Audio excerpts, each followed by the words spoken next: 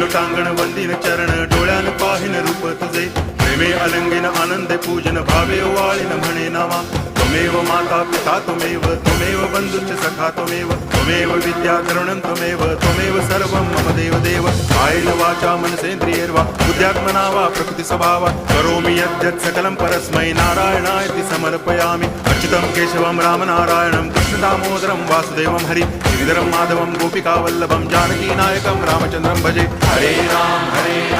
Ram Ram Hare Hare Hare Krishna